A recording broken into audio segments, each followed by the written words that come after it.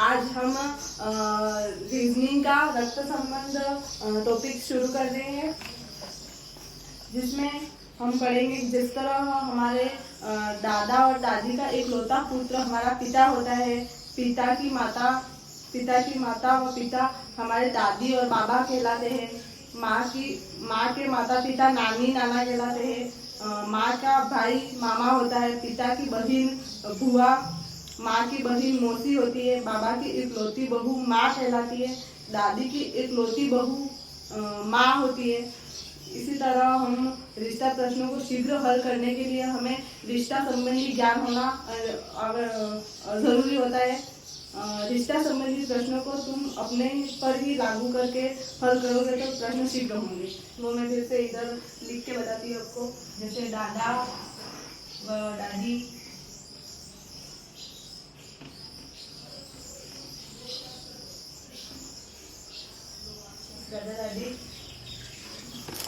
दादा दादी का इकलौता पुत्र होता है।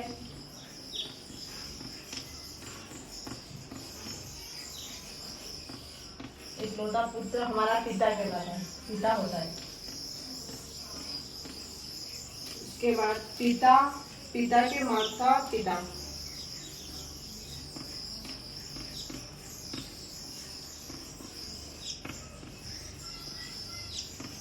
माता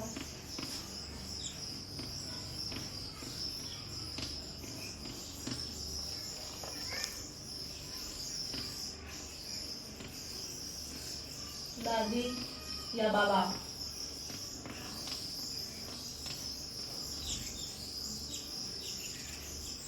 के बाद पिता का भाई,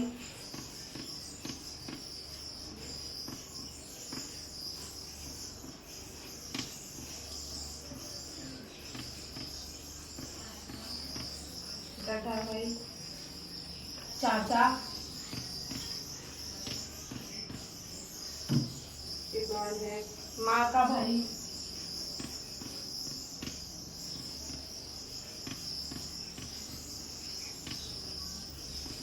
मामा,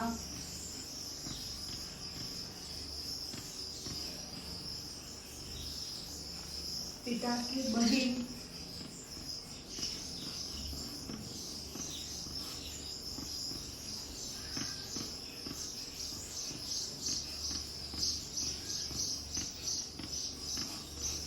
बुआ,